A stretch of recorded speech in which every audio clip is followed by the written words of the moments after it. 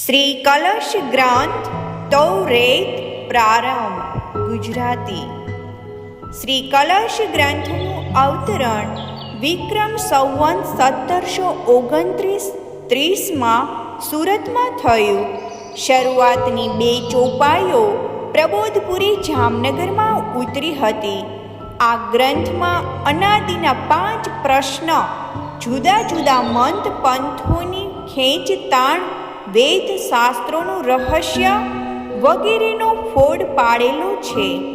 કલશ ગ્રંથને તૌરેતનું પ્રતીક માનવામાં આવ્યો છે.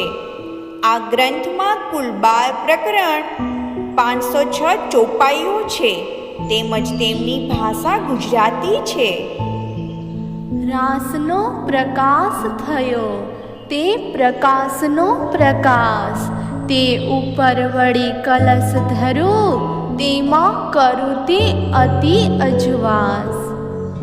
ઇન્દ્રાવતી કહે છે, વૃંદાવનમાં શ્રી કૃષ્ણજીએ કરેલી અખંડ રાસ લીલાનો પ્રકાશ રાસ ગ્રંથમાં પ્રકાશિત થયો. આ રાસનો પ્રકાશ સ્પષ્ટીકરણ પ્રકાશ ગ્રંથમાં કરવામાં આવ્યો. આ બંને રાસ પ્રકાશ ગ્રંથો ઉપર જેવી રીતે મંદિરોના શિખર ઉપર કળશ મૂકવામાં આવે છે, તેવી રીતે અહીં કલશ ગ્રંથ પ્રસ્તુત કરી રહી છું.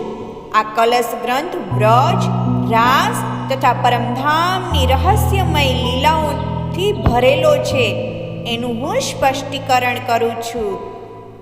મારા સાથ સુણો એક વાતડી, કહ્યો સતનો મેં સાર, એ સારનો સાર દેખાડી, જગવું તે મારા આધાર. હે મારા સુંદર સાથજી, એક રહસ્યમય વાત સાંભળો. મેં શ્રી કૃષ્ણજીની વ્રજ તથા રાસની સત્ય અખંડ લીલાઓનું સાર રૂપ વર્ણન રાસ તથા પ્રકાશ ગ્રંથોમાં કર્યું છે. એનું પણ સાર તત્વ બતાવીને મારા આધાર રૂપ સુંદર સાથને હવે હું જાગૃત કરી દઉં.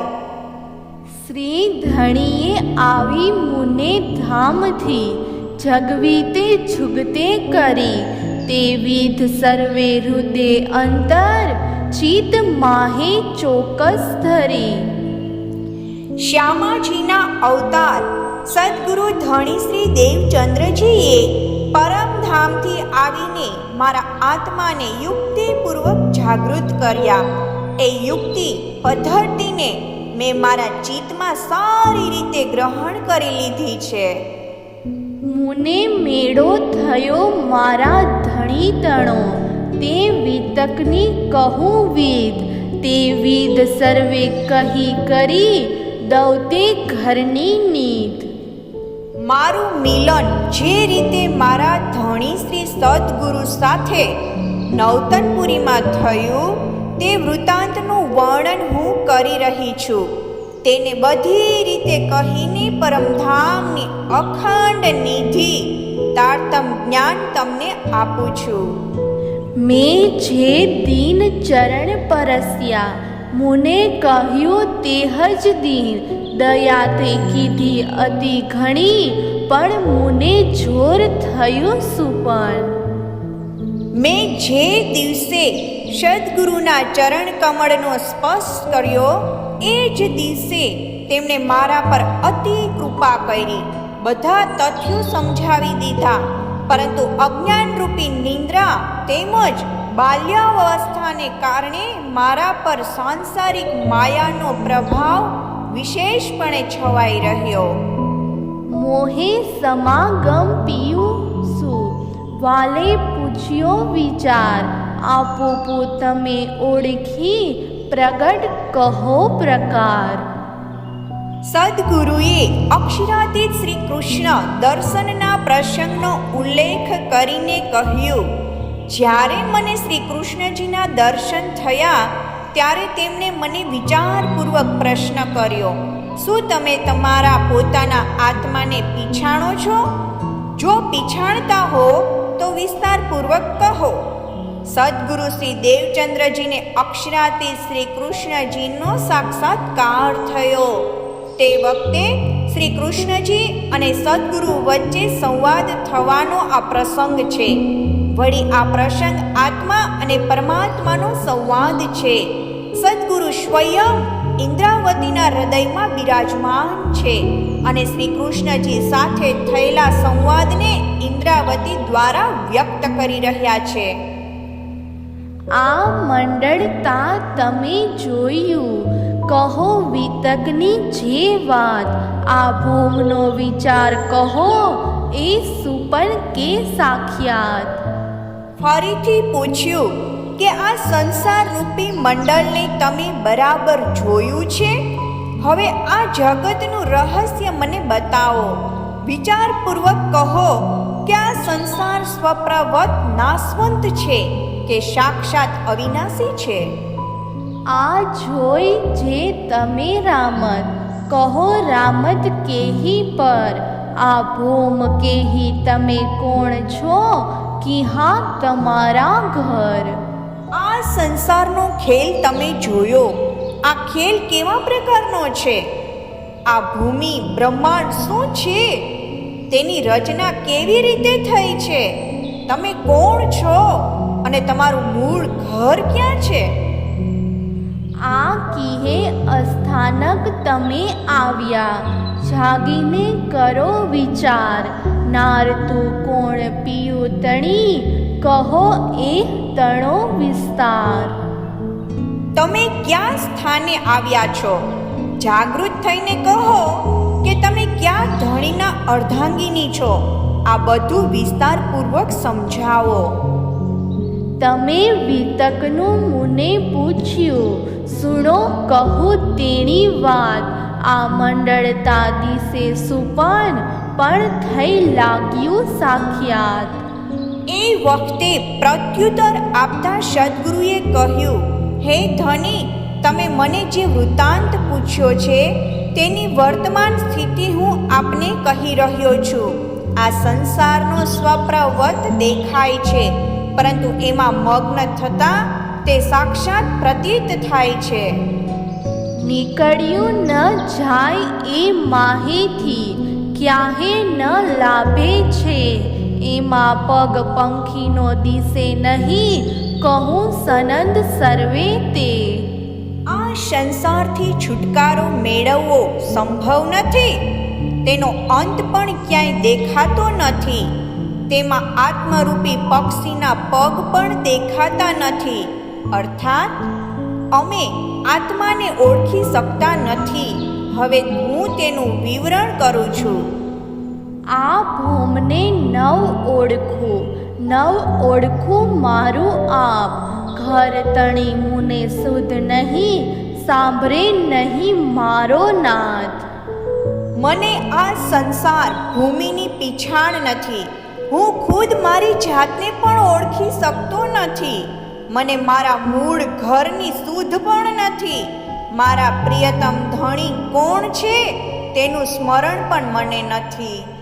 આ મંડળ દિશે છે પાધરો, એતા મૂળ વિના વિસ્તાર, રામતનો કોઈ કોહેડો, ન આવે તે કેમે પાર. જોવામાં તો આ સંસાર સીધો અને સરળ લાગે છે, પરંતુ મૂળ વિનાનો જ આ વિસ્તાર છે. આ ખેલ એક કોયડાની જેમ એવો તો મૂંઝવણ ભર્યો છે કે તેનો નિવેડો કેમે કરીને આવતો નથી. આ મંડળ મોટો રામત ઘણી, જુઓ ઊભો કેમ અચંબ, એણે પાયે પગથી જ્યાં જોઈએ, ત્યાં દિશે તે પાંચે થંભ. આ સંસારનું ક્ષેત્ર ઘણું વિશાળ ગહન છે. એમાં માયાવી છળ કપટ ભરેલા ખેલ પણ ઘણા છે. એના અંગે વિચાર કરતા એમ લાગે છે કે તે વિચિત્રતા વિસ્મયથી ભરેલો છે. અર્થાત ઉપર નિરાકાર છે અને નીચે જલ છે. તેના મૂળ આધાર વિશે આપણે વિચારીએ છીએ તો 5 તત્વ પૃથ્વી, જલ, વાયુ, અગ્નિ અને આકાશ સ્તંભ આધાર રૂપે જોવામાં આવે છે. પાંચે તે જોઈએ જ્યારે જૂજવા, ન લાભે કેહનો પાર. ભેળા તે કરી વળી જોઈએ, તો રચી ઊભો સંસાર. આ પાંચેય તત્વોની વળી અલગ અલગ રૂપે જોઈએ તો તેમનો અંત જ દેખાતો નથી, પરંતુ તેમને એકઠા કરીને જોઈએ છીએ તો જણાય છે કે વસ્તુતઃ આ સંસાર પાંચ તત્વો દ્વારા રચાયેલો છે અને તેના પર આધારિત છે. માહી થંભ એકે થીર નહીં, ફરે તે પાંચે ફેર. એનો ફેરવણ હાર લાધે નહીં, માહે તે અતિ અંધેર. આ પાંચેય તત્વોમાંથી એક પણ તત્વ સ્તંભ સ્થિર નથી. તેઓ પાંચેય પોતપોતાની રીતે ચલાયમાન છે. તેના ફેરવનારો જડતો જ નથી. તેમાં તો ચારેય તરફ અજ્ઞાનતારૂપી અંધકાર છવાયેલો છે. પાંચે તે ફરે ફેર જૂજવા, થાય નહીં પગ થોપ. એ અજાડી કોઈ ભાતની, તે નહીં જોવા જોગ. આ પાંચેય તત્વો અલગ અલગ થઈને ફરી રહ્યા છે. વાસ્તવમાં એમનાથી સ્થિરતા નથી. તે ખરેખર તો ભ્રમમાં નાખી દે તેવી એક પ્રકારની ખાઈ છે. તેથી તે માયા જોવા યોગ્ય નથી. એ અજાડી બંધ ઉથમે, બાંધી નાખે તત્કાલ. દ્રષ્ટ દીઠે બંધ પડે, એહવી દેખીતી જમઝાળ. આ સંસારની ખાઈ ઉલટા બંધનવાળી છે. તે જન્મ લેતાની સાથે જ મનુષ્યને તત્કાળ પોતાના બંધનોમાં બાંધીને તેને ફસાવી દે છે. દ્રષ્ટિ પડવા માત્રથી લોકો તેમાં બંધાઈ જાય છે. તેથી એ પ્રત્યક્ષ યમઝાળ જ છે. કાળી તે રાત કોઈ ઉપની, સૂજે નહીં સડસાંદ. દિવસ તિહાં દિસે નહીં, માહે તે ફરે સૂરજ ને ચાંદ. જાણે કોઈ કાળી રાત ઉત્પન્ન થઈ છે, તેનો કોઈ સાંધો સૂઝતો નથી. સૂર્ય અને ચંદ્રમા આ સંસારમાં ઉદય અને અસ્ત થઈ રહ્યા છે. તેમ છતાં અહીં દિવસ આત્મજ્ઞાન નજરે આવતો નથી. દિવસ નહીં અજવાસ નહીં, એ અંધેરના તીમર. એણે કાંઈ સૂજે નહીં, આ ભોમ આપના ઘર. એમાં ન તો જ્ઞાનરૂપી દિવસ છે અને ન તો તેનો પ્રકાશ છે. અહીં તો ગહન અંધકાર અજ્ઞાન ફેલાયેલો છે. આત્માને ન તો અહીંની ભૂમિની પીછાણ થાય છે કે ન તો તેને પરમધામની પીછાણ થાય છે. અવૂઢ કોટ સૂરજ ફરે, ફરે રાતને પ્રભાત. 21 બ્રહ્માંડ ઈંડા મધે, એકે માહે ન થાય અજવાસ. 50 કરોડ યોજનવાળી પૃથ્વીમાં કેવળ 3.5 કરોડ યોજન પર્યંત જ સૂર્ય ઘૂમે છે, જેનાથી રાત અને દિવસ થયા કરે છે. આ અંધકારમય સંસાર મંડળમાં બધા મળીને 21 બ્રહ્માંડ છે, પરંતુ એમાંના એકેયમાં જ્ઞાનરૂપી પ્રકાશ દેખાતો નથી. શુદ્ધ એણે થાય નહીં, સામું રુદે થાય અંધેર. અજવાસ એ પહોંચે નહીં, દીઠે ચઢે સામા ફેર. સૂર્ય તથા ચંદ્રના પ્રકાશ દ્વારા આત્મજ્ઞાનની શોધ થતી નથી.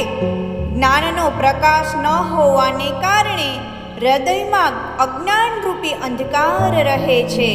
માયાવી સૂર્યનો પ્રકાશ હૃદય સુધી પહોંચતો નથી. સૂર્યોદય થતાં જ મનુષ્ય સાંસારિક કાર્યોના ચક્રમાં ફસાઈ જાય છે. ફરે શટરુત ઉષ્ણકાલ, વરસાદ ને શીતકાળ. નક્ષત્ર તારે ફરે મંડળ, ફરે જીવ ને ઝંઝાળ. 6 ઋતુઓ બદલાતી રહે છે, જેમાં ક્યારેક ગરમીની ઋતુ તો ક્યારેક ઠંડીની ઋતુ. ક્યારેક વર્ષા ઋતુ તો ક્યારેક શીત ઋતુનું આગમન થાય છે. નક્ષત્ર અને તારાગણ પણ એના અનુસાર ઘૂમતા રહે છે. તેની સાથોસાથ જીવજંતુ પણ આ સંસારની ઝંઝાળમાં ઘૂમ્યા કરે છે. વાય વાદળ ગાજે વીજળી, જલધારા ન સમાય, ફેર ખાય પાંચે પાદરા, માહેના માહે સમાય. વર્ષા ઋતુમાં વાદળો દોડે છે, વીજળી ગર્જના કરે છે. વરસાદ થતાં પૃથ્વી પર જલધારાઓ સમાતી નથી. આ પાંચેય તત્વો પોતપોતાને સ્થાને ઘૂમી રહ્યા છે અને પછી અંદરના અંદર સમાઈ જાય છે.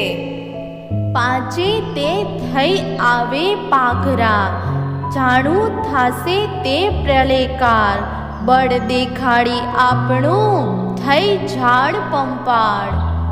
જ્યારે આ પાંચેય તત્વો એકત્ર થઈને આવે છે ત્યારે એવું લાગે છે કે જાણે પ્રલય થઈ જશે. સૌ પોતપોતાનો પ્રભાવ બતાવીને પછી નાશ થઈ જાય છે. પાંચ તે થઈ આવે દોડતા, દેખાડવા આકાર, તત્ક્ષીણ તે દિશે નહીં, પરપંચ એ નિર્ધાર. આ પાંચેય તત્વોનું મિશ્રણ થાય છે ત્યારે સંસારનું સાકાર રૂપ દેખાય છે.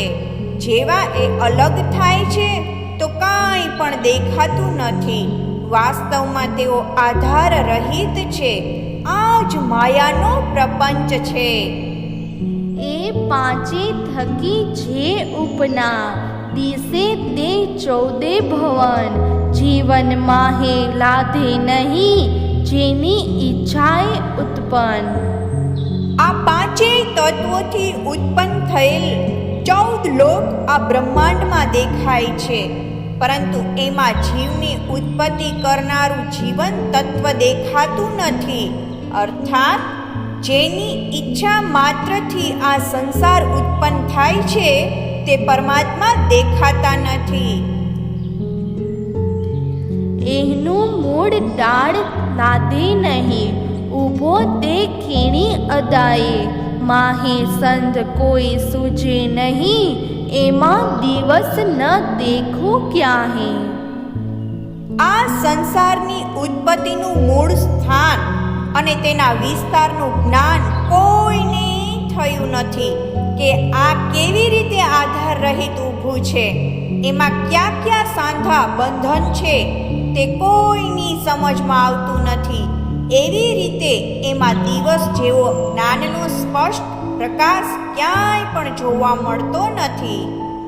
સુર અસુર માહે ફરે, પશુ પંખી માનસ, મચ કચ્છ વનરાય ફરે, ફરે જીવને જંત. આ સંસારમાં દેવ, દાનવ, પશુ, પક્ષી તથા મનુષ્ય વિચરણ કરે છે. તે ઉપરાંત માછલી, કાચબા જેવા જલચર વનસ્પતિઓ અને જીવજંતુઓ પણ અનેક યોનિઓમાં ઘૂમતા રહે છે. જ્ઞાનની ઇહા ગમ નહીં, સબદ ન પામે શેર, જ્ઞાન દીવો તિહા શું કરે, બ્રહ્માંડ આખો અંધેર. લૌકિક જ્ઞાન, અપરાવિદ્યા પરમ તત્વ સુધી પહોંચી ન શકવાને કારણે તેના શબ્દો આ વિષયમાં સ્પષ્ટ માર્ગદર્શન કરી શકતા નથી. જ્યારે આખું બ્રહ્માંડ અજ્ઞાનના અંધકારથી ભરેલું છે તો પછી દીપકના જેવું કર્મ કાંડનું જ્ઞાન શું કરી શકે છે?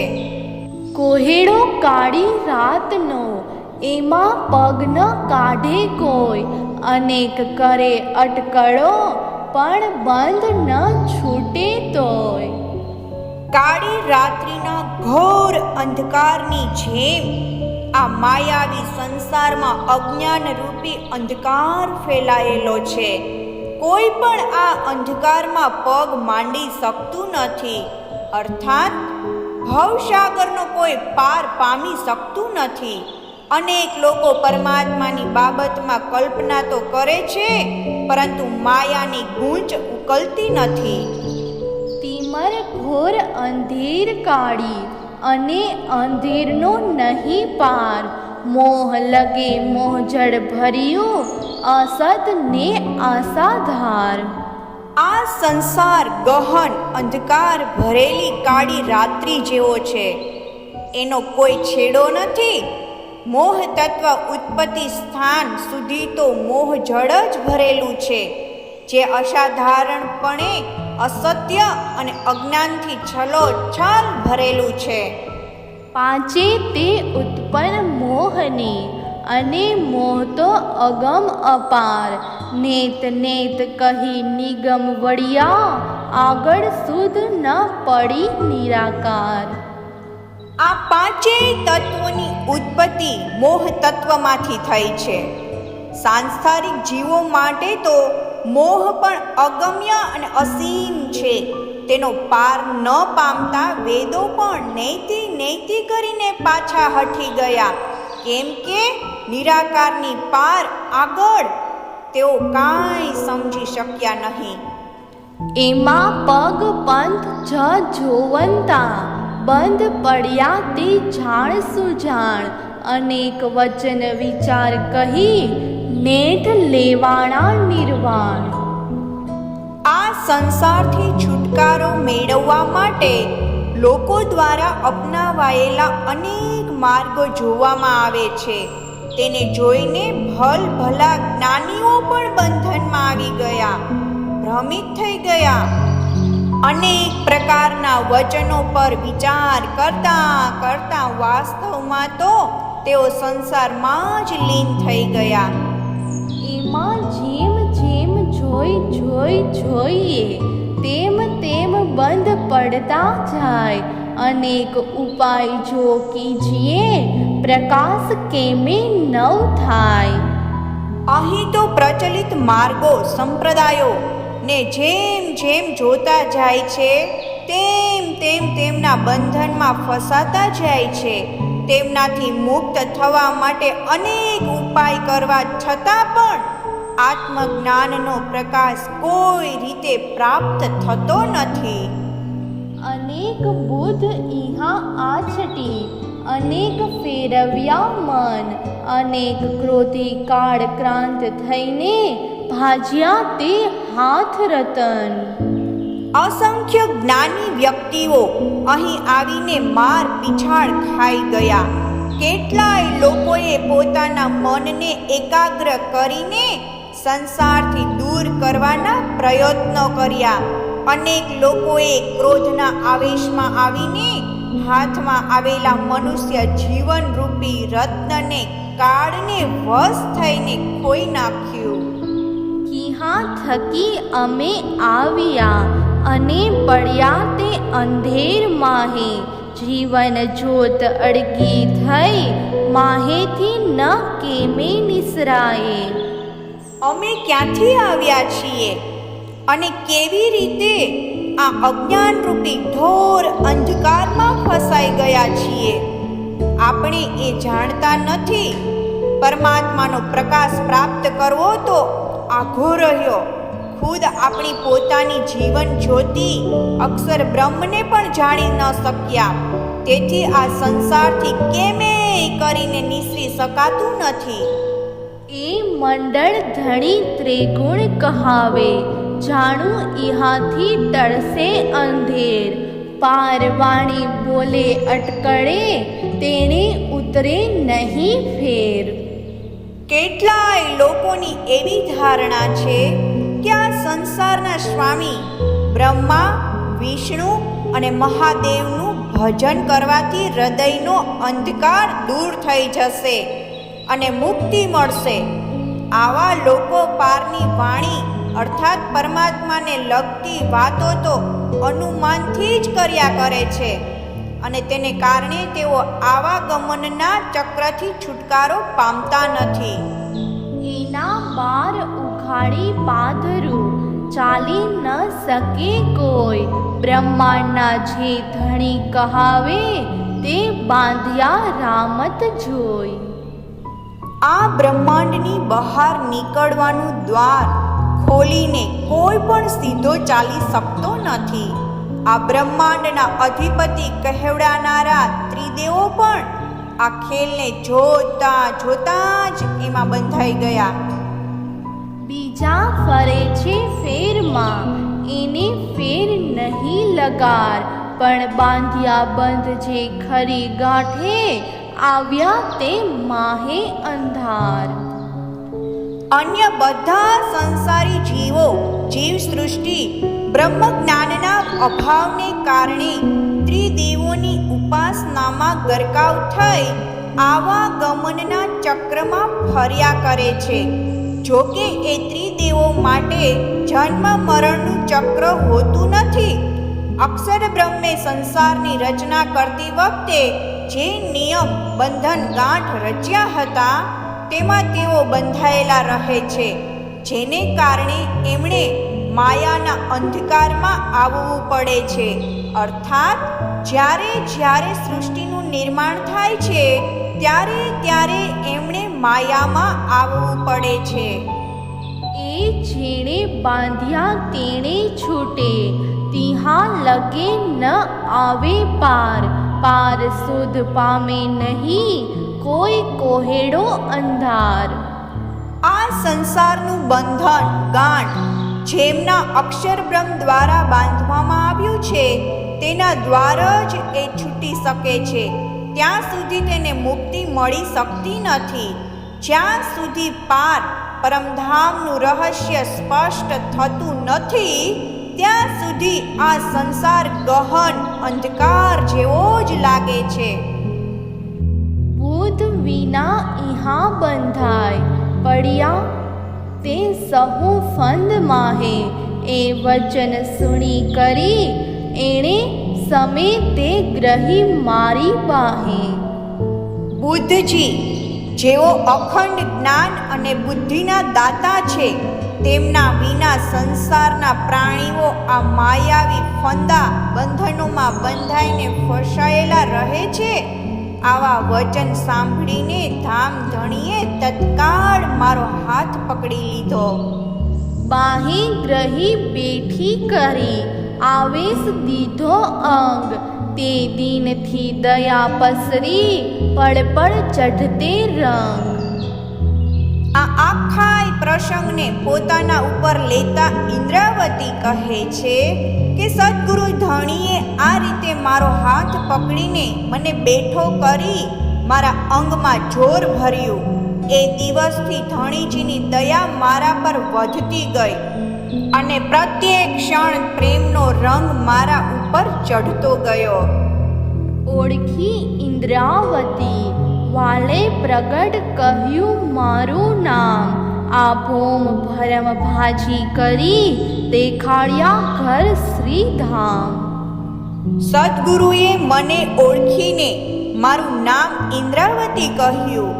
તેમણે આ માયાવી ભૂમિના ભ્રમને દૂર કરીને પરમધામના પ્રત્યક્ષ દર્શન પણ કરાવ્યા. ઘર દેખાડી જગવી, આપ આવી આ વાર, કર ગ્રહીને કંઠ લગાડી, ત્યારે હું ઉઠી નિર્ધાર. મૂળ ઘર પરમધામને દેખાડીને સદ્ગુરુ ધણીએ મારા આત્માને જાગૃત કર્યા અને આ જાગણીના બ્રહ્માંડમાં આવીને હાથ પકડીને મને ગળે લગાડી. ત્યારે હું ઇન્દ્રાવતી ખરેખર જાગૃત થઈને ઊભી થઈ ગઈ. ભોમ ભલી ખેડી કરી, જળ સિંચ્યું આધાર, વળી બીજ માહે વાવ્યું, સુણો સણગાનો પ્રકાર. મારા હૃદય રૂપી ભૂમિને ઉપદેશ જ્ઞાન રૂપી હળથી ખેંચીને ધામધણીએ પ્રેમરૂપી જળથી સિંચન કર્યું. ત્યાર પછી એમાં તારતમ જ્ઞાનરૂપી બી રોપ્યું. હવે તેના અંકુરની વાત સાંભળો. અંધેર ભાગી અસત ઉડ્યું, ઉપનું તત્વ તેજ, જન્મ જ્યોત એવી થઈ, જે સૂજે રેજા રેજ. તે અંકુરના પ્રભાવથી અજ્ઞાનનો અંધકાર નષ્ટ થયો અને અસત્ય દૂર થયું. અને મૂળ બ્રહ્મ તત્વના તેજનો મારામાં ઉદય થયો. તારતમ જ્ઞાન બ્રહ્મ જ્ઞાનની તે જ્યોતિ દેદીપ્યમાન થઈ ઉઠી. તેનાથી મને પાતાળથી પરમધામ સુધીનું સઘળું સૂઝવા લાગ્યું. કમાડ છાટીઓ કોહેડે ઉઘાડ્યા સરવ બાર, રામત થઈ સરવ પાધરી એ અજવાળું અપાર. એ બ્રહ્મ જ્ઞાને અજ્ઞાન રૂપી આવરણને દૂર કરીને અહીંથી પરમધામ સુધીના બધા દ્વાર ખોલી નાખ્યા. પરિણામે સંસારના ખેલનું રહસ્ય સ્પષ્ટ થઈ ગયું. વસ્તુતઃ તારતમ જ્ઞાનનો પ્રકાશ અસીમ છે. સણગો ઉઠ્યો તે સતનો, અસત ભાગી અંધેર, આપોપુ મેં ઓળખ્યું, ભાગ્યો તે અવળો ફેર. સત્ય વસ્તુ અખંડ પરમધામનો અંકુર મારા અંતઃકરણમાં ફૂટ્યો. તેથી અસત્ય અને અંધકાર મારા હૃદયમાંથી ભાગી ગયા. મેં મારી જાતને ઓળખી લીધી, જેને લઈને સાંસારિક ગુંચો ઉકલી ગઈ. વાલે ઓળખીને આપ મોસું, કીધું તે સગપણ સત, સનકુળ દ્રષ્ટે હું સમજી, આ જાણ્યું ચોપે અસત. સદગુરુ ધણીએ મને ઓળખી અને પરમાત્મા સાથેના મારા અખંડ સંબંધને સ્પષ્ટ કરી આપ્યો. તેમની કૃપા દ્રષ્ટિને લઈને હું સંસારની અસારતા અસત્યતાને બરાબર સમજી શકી. સનંત સર્વે કહી કરી ઓળખાવ્યા અંધાણ, હવે પ્રગટ થઈ હું પાધરી, મારી સગાઈ પ્રમાણ.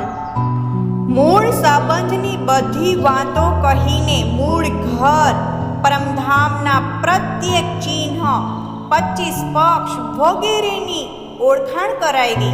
તેથી હવે હું મારા સંબંધને અનુરૂપ સ્પષ્ટપણે પ્રગટ થઈ છું.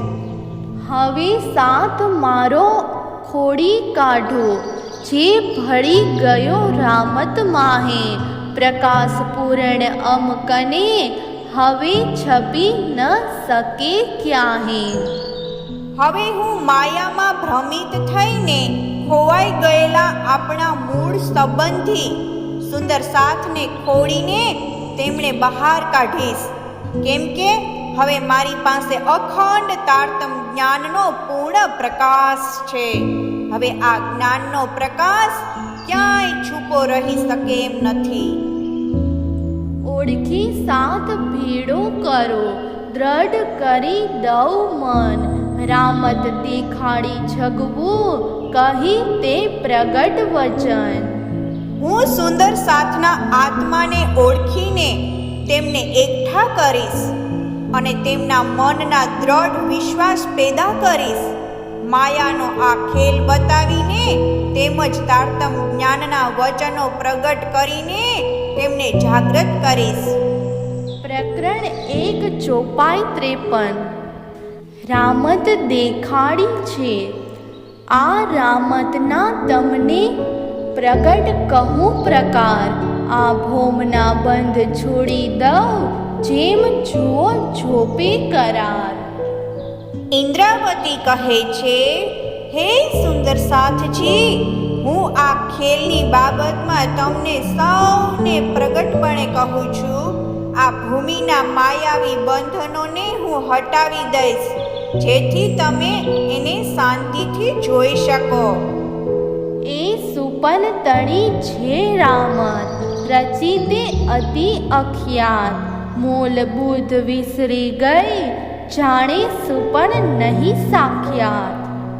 આ સ્વપ્નવત સંસાર રૂપી ખેલની રચના વિચિત્ર રીતે કરવામાં આવી છે, એટલે સુધી કે એમાં આવીને બ્રહ્માત્માઓની મૂળ બુદ્ધિ પણ ભ્રમિત થઈ ગઈ છે. તેથી તેઓ પણ આ માયાવી ખેલને સત્ય માની બેઠા છે.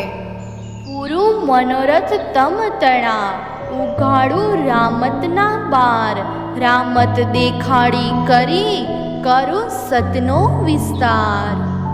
હે સુંદર સાથજી, તમારી ઈચ્છાઓ પૂરી કરવાની મારી અભિલાષા છે.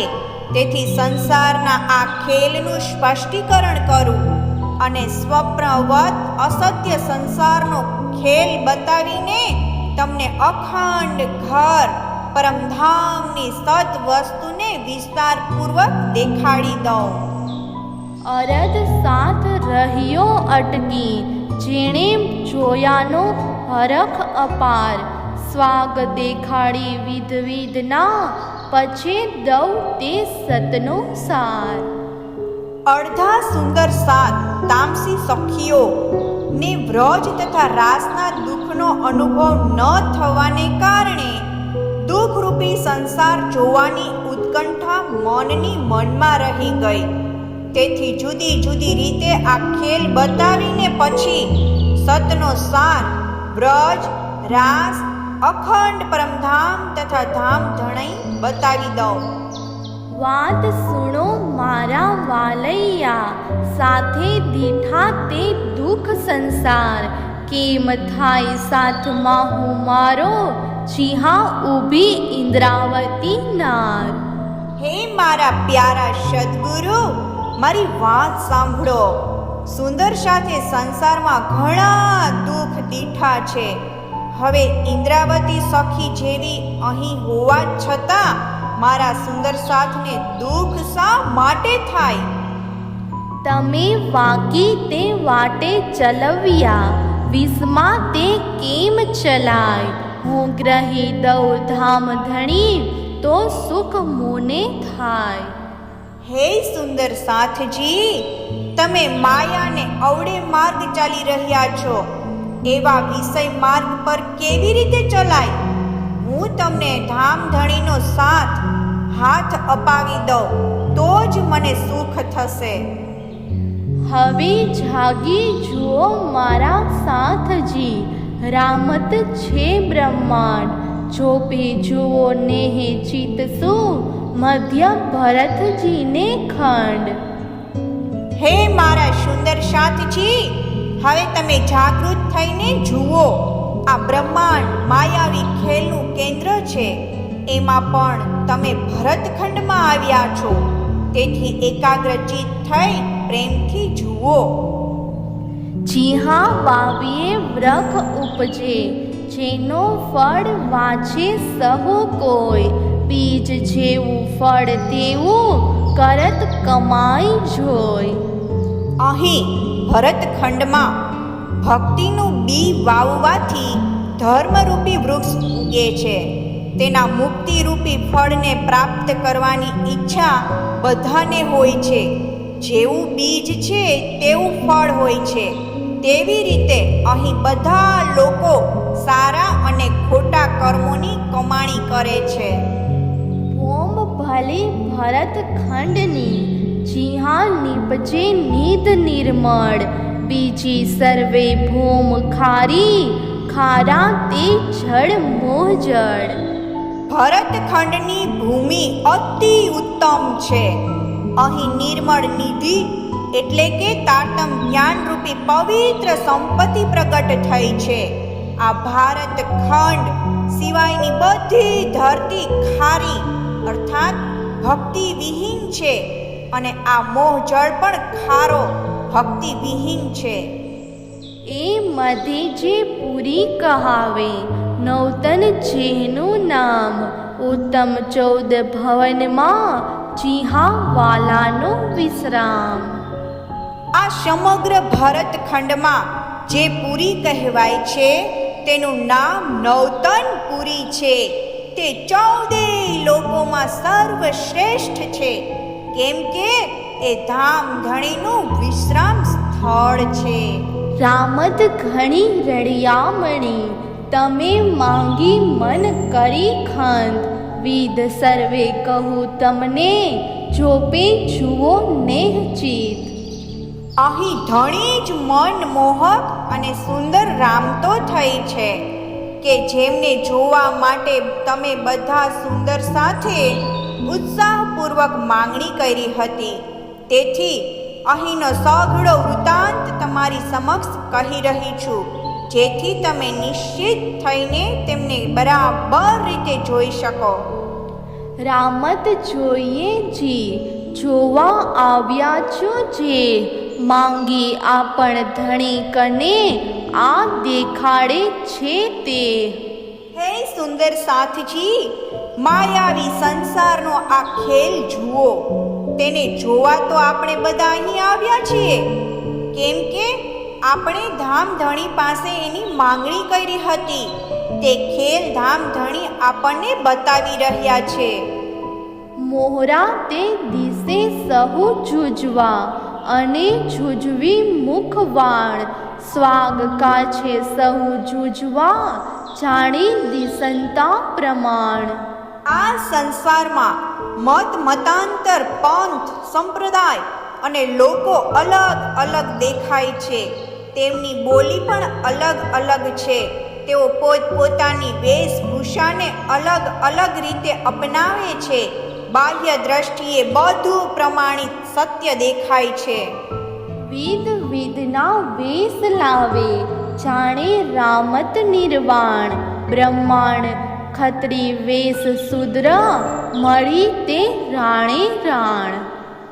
એ લોકો અલગ અલગ પ્રકારના વેશ ધારણ કરી લે છે અને સમજે છે કે આ ખેલ સ્થાયી છે.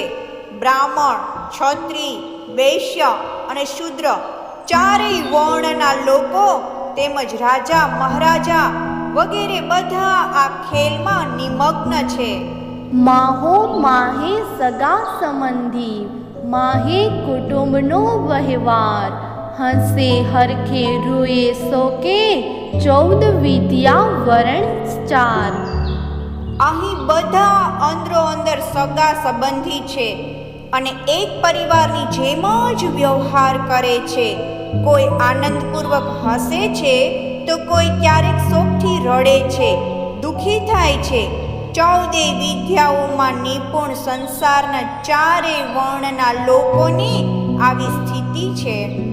18 વરણ એની વિધે, લોભે લાગ્યા કરે ઉપાય, વિના અગ્નિ પર જલે, અંગ કામ ક્રોધ ન માય. એવી રીતે 18 વરણ, 9 નારું, 5 કારું તથા 4 વર્ણો મળીને 18 વરણ ના લોકોની પણ આવી જ ગતિવિધિ છે. તેઓ બધા લોભને વશ થઈને સ્વાર્થને પોષવાના ઉપાયો કરે છે. અગ્નિ વગર જ એવા લોકોની પાંખો બળી રહી છે. તેમના અંગ પ્રત્યંગમાં કામ ક્રોધ સમાઈ શકતો નથી. અનેક શહેર બજાર ચૌટા, ચોક ચૌટા અનેક, અનેક કસબી કસબ કરતા, હાટ પીઠ વસેક. અહીં અનેક પ્રકારના શહેર, બજાર અને ચોક પણ છે. ચોક અને બજારોમાંથી નીકળવાના અનેક માર્ગો છે. અનેક વેપારીઓ અહીં વેપાર કરે છે. વળી આઠવાડિક હાટ અને વાર્ષિક પીઠ મેળા પણ ભરાય છે. સ્વાગ સર્વે શોભાવીને, કરે હોકાર, કોઈ માહે આહાર ખાધા, કોઈ ખાધા અહંકાર. આ રીતે અનેક પ્રકારના આડંબર રચીને ઘણા લોકો પ્રલાપ, બૂમ બરાડા કર્યા કરે છે. એમાંના કેટલાય તો માયાને જ પોતાનો આહાર બનાવે છે, તો કોઈ અહંકારને પોતાનો આહાર બનાવે છે. કોઈ માહે વહેવારિયા, કોઈ રાણા રાય, કોઈ માહે રાંક રોવંતા, એ રામત એમ રમાય. કોઈ સાંસારિક વ્યવહારમાં કુશળ છે, અર્થાત શેઠ સાહુકાર બનીને લેણ દેણના વ્યવહારમાં જ રચ્યા પચ્યા રહે છે. કોઈ રાજા મહારાજા બની બેઠા છે, કોઈ ગરીબ થઈને રોતા ફરે છે. આ સંસારનો ખેલ આ રીતે ચાલ્યા જ કરે છે. કોઈ પોઢે પલંગ કનકને, કોઈ ઉપર ઢોળે વાય, વાતો કરતા જી કરે, એ રામત એમ શોભાય. કેટલાય સોનાના પલંગ પર શયન કરે છે, તો કેટલાય એમની સેવા શુશ્રૂષામાં પંખા નાખી રહ્યા છે. આવા લોકોની સાથે વાતો કરતી વખતે સેવક ગણ નમ્રતાપૂર્વક જી હજીર કર્યા કરે છે. અહીં આ રીતે માયાવી ખેલ શોભી રહ્યો છે. કોઈ બેસે પાલખી, કોઈ ઉપાડી ઉજાય, કોઈ કરે છત્ર છાયા, રામત એમ જ થાય. કેટલાય લોકો પાલખીમાં બેઠેલા છે અને કેટલાય લોકોએ પાલખીને લઈને દોડી રહ્યા છે. કેટલાય લોકો ધનવાનો, રાજા મહારાજાઓ અને વરરાજાઓ પર છત્ર લઈને ઊભા રહે છે. આ રીતે આ ખેલ ચાલ્યા કરે છે. માહો માહે સન્મંદ કરતા, ઉછરંગ અંગ ન માય, અબીર ગુલાલ ઉડાડતા, શહેરોમાં ફેરા ખાય. આવા લોકો પરસ્પર વૈવાહિક સંબંધો પણ સ્થાપે છે અને તેનાથી એમનો આનંદ અસીમ થઈ ઉઠે છે. અબીલ ગુલાલનો છંટકાવ કરતા શહેરોમાં વરયાત્રા ફેરવાય છે. આભરણ પહેરી અશ્વ ચઢે, કોઈ કરે છાયા છત્ર, કોઈ નાટારંભ કરે, કોઈ બજાડે વાજંત્ર. કોઈ વસ્ત્રાભૂષણ પહેરીને ઘોડા પર ચડે છે, કોઈ તેના પર છત્ર છાયા કરે છે. કેટલાય લોકો તેમની આગળ નૃત્ય ગાન કરે છે, તો કેટલાય મોટા વાજિંત્રો વગાડે છે. કોઈ સીધી બાંધી આવે સામા, કરે તે પોક પુકાર, વ્રહ વેદના અંગ ન માય, પેટે માહે બજાર. એવામાં કોઈ અર્થી નનામી લઈને સામેથી આવે છે અને પોક પણ મૂકે છે. તેના અંગમાં વિરહની વેદના સમાતી નથી અને રડતા કકડતા ભર્યા બજારમાં છાતી કૂટે છે. દહેન હાથે દિયે પોતે, રુદન કરે જલધાર, સગા સંબંધી સહુ મળી, ટળવળે નર નાર. પોતાના જ હાથે પોતાના જ મૃત સ્વજનોને અગ્નિ સંસ્કાર કરે છે અને શોકાતુર થઈને આંસુ વહાવતા રોયા કરે છે. આવી રીતે એકઠા થયેલા સ્ત્રી પુરુષો અત્યંત વ્યાકુળ, દુઃખી થઈ જાય છે. કોઈ માહે જન્મ પામે, કોઈ પામે મરણ, કોઈ માહે હરખ શું, કોઈ શોક રુદન. આ સંસારમાં ક્યાંક કોઈકનો જન્મ થાય છે, તો એ સમયે ક્યાંક કોઈનું મૃત્યુ પણ થાય છે. તેથી એક બાજુ કેટલાય લોકો પ્રસન્નતાપૂર્વક આનંદ માણતા દેખાય છે, તો બીજી બાજુ કેટલાય શોકગ્રસ્ત થઈને રોતા જોવા મળે છે. ખર્ચે ખાએ અહમ મેવે, માહો માહે મોટા થાય, દાન કરી કિરણ કહાવે, એ રામત એમ રમાય. કેટલાય લોકો ગર્વ અને મોટાઈ બતાવવામાં ધનનો વ્યર્થ ખર્ચ કરે છે. દેખાદેખીમાં તેઓ એકબીજાથી ચડિયાતા દેખાવા માંગે છે. કોઈ દાન પુણ્ય કરીને યશ કમાય છે. આ ખેલ આ રીતે ચાલ્યા કરે છે. કોઈ કિરપી કોઈ દાતા, કોઈ છાચક કહેવાય, કોઈના અવગુણ બોલે, કોઈના ગુણ ગવાય. કોઈ કુપણ, કોઈ દાનવીર તો કોઈ ભિક્ષુક કહેવાય છે. સાધારણ રીતે કેટલાક લોકો દાન દેનારા ગુણગાન કરે છે અને નહીં આપનારાની નિંદા કરે છે. કોઈ ચડી ચકડોળ બેસે, આગળ તુરી ગજ પાયદળ, વિધ વિધના વાજંત્ર બાજે, જાણે રાજ નેચડ. કોઈ રાજા મહારાજા સિંહાસન પર બેસીને પોતાની સવારી કાઢે છે. તેમની આગળ ઘોડા, હાથી અને પાયદળના સિપાઈ ચાલે છે. એ વખતે જાત જાતના વાજિંત્ર વગડાય છે. તેઓ મનમાં એવું સમજે છે કે જાણે તેમનું રાજ્ય અખંડ કાયમ રહેવાનું છે.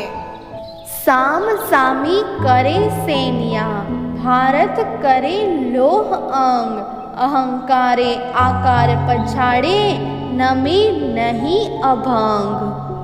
એ રાજા મહારાજાઓ ક્યારેક એકબીજાની સાથે સંઘર્ષ થવાને કારણે સામ સામે સેનાઓ ગોઠવી દે છે, શરીરમાંથી રક્ત વહેવડાવનારી તલવારોથી યુદ્ધ કરે છે, અભિમાની થઈને શરીરને કષ્ટ આપે છે, પરંતુ કોઈ પણ પ્રકારે નમતા નથી. કોઈ જીતે કોઈ હારે, હરખ શોક ન માય, દિશા સર્વે જીતી આવે, તે પ્રતિપત કહેવાય. યુદ્ધમાં કોઈ વિજય પ્રાપ્ત કરે છે તો કોઈ હારી જાય છે. જીતનારાને ઘણો આનંદ થાય છે અને હારનારા અત્યંત શોકથી વ્યાકુળ થઈ જાય છે. જે 10 દિશાઓને જીતી લે છે તે પોતાને પૃથ્વીપતિ તરીકે જાહેર કરે છે. કોઈ ભર્યા લઈ ભાકસી, ઉથમે બંધ બંધાય, માર માથે પડે મોહકમ, રામત એણી અદાય. પૃથ્વીપતિ થયા પછી હારેલા રાજાઓને બંદી બનાવી જેલમાં પૂરવામાં આવે છે. કેટલાકને ઊંધા મસ્તકે લટકાવીને દોરડાથી બાંધે છે અને તેના મસ્તક પર નિર્દયતાપૂર્વક પ્રહાર કરે છે. સંસારનો આ માયાવી ખેલ આવા સ્વરૂપનો છે. જીત્યા હરખે પોરસે, સુરાતન અંગ ન માયે, હાર્યા તિહા શોક પામે, કરી મુખ ત્રાહે ત્રાહે. વિજય પોતાના પુરુષાર્થથી ખુશ થાય છે. વીરતાની ખુશી તેના અંગોમાં સમાતી નથી. હારનારો શોકગ્રસ્ત થઈને ત્રાહી મામ, મારી રક્ષા કરો, મને બચાવો એવા પોકારો કરવા લાગે છે.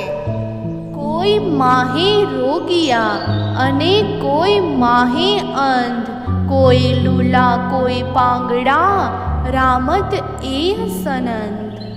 આ સંસારમાં કોઈ રોગગ્રસ્ત છે અને કોઈ નેત્રહીન છે, કોઈ લંગડા છે, કોઈ અપંગ છે. આ માયાવી ખેલો જ આવો છે. કોઈ માહે ફકીર ફરતા, ઉદમ નહીં ઉપાય, ઉદર કારણ કષ્ટ પામે, ભીખે પેટ ન ભરાય. કોઈ આ માયામાં ફકીર બનીને ઘૂમ્યા કરે છે અને કોઈ ઉધમ કરતા નથી. પેટને માટે તેઓ કષ્ટ સહન કરે છે, પરંતુ તેઓ એવું સમજતા નથી કે ભિક્ષાથી ક્યારેય પેટ ભરાતું નથી, અર્થાત તૃષ્ણા ક્યારેય શાંત થતી નથી. પ્રકરણ 2 ચોપાઈ 88. શ્રી પ્રાણનાથજીએ ઉપરયુક્ત પ્રકરણમાં પ્રવૃત્તિ માર્ગ લોકોના ખેલનું વર્ણન કર્યું છે. હવે તેઓ નિવૃત્તિ માર્ગ લોકોના ખેલનું વર્ણન કરે છે. રામતમાં વળી રામત, એ રામત માહે જે રામતો, તેનો ન લાભે પાર, એ વેસો માહે વળી વેસ શોભે, સ્વાગ સહુ સંસાર. આ રામતમાં બીજી નાની નાની રામતો પણ થાય છે અને એનો તો કોઈ પાર નથી. બધાએ ધારણ કરેલા વેશોમાં પણ વિવિધ પ્રકારના વેશો શોભે છે. આમ સંસારમાં વેશભૂષાનો સ્વાંગ અનેક રીતે જોવામાં આવે છે.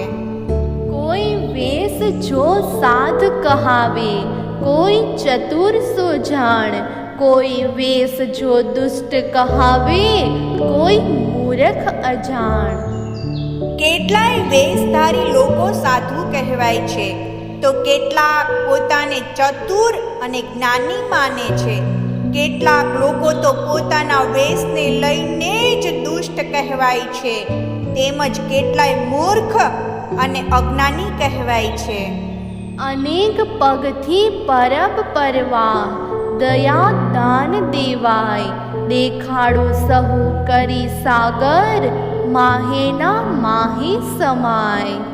અનેક લોકો પ્રજાની સુખ સુવિધા માટે ઘાટો પર પગથિયા કરાવે છે, પરબો બેસાડે છે અને અન્ન ક્ષેત્ર પણ ખોલે છે, દયાળુ થઈને દાન દક્ષિણા પણ આપે છે.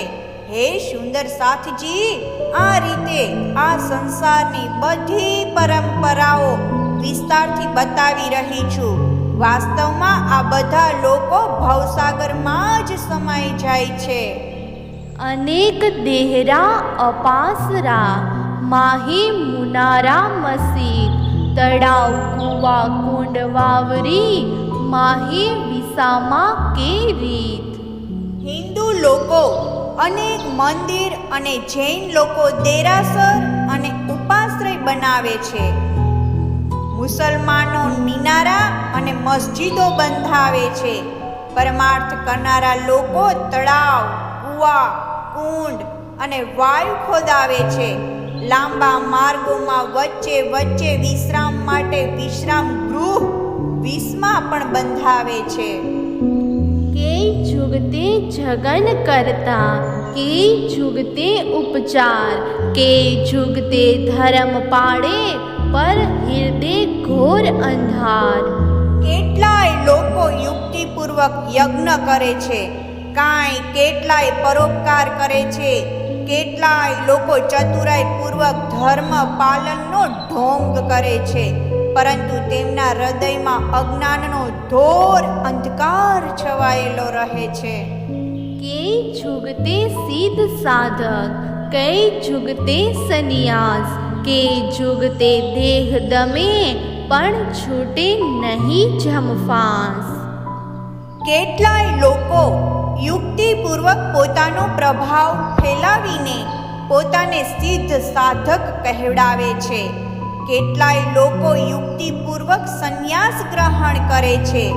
કેટલાય લોકો પોતાની ઇન્દ્રિયોનું દમન કરે છે, પરંતુ આટલું કરવા છતાં પણ અહંકારને લઈને તેઓ યમરાજના ફંદામાંથી છૂટી શકતા નથી. કે જુગતે વૈરાગ વર્તે, કે જોગ પાડે સિદ્ધ, મઠવાલે પિંડ પાડે, પણ નહીં પરમની નીધ. કેટલાક લોકો વૈરાગી થાય છે, કેટલાય લોકો યોગ સાધના દ્વારા સિદ્ધિ પ્રાપ્ત કરે છે, કેટલાય મઠાધીશ બનાવીને પોતાનું દેહનું પાલન કરે છે, પરંતુ પરમ પદની નિધિ તેમની પાસે હોતી નથી. આપને નવ ઓળખે પરમેશ્વર, તો પાર તે કેમ પાવે, જીહા શુદ્ધ ન પોતે ઘર.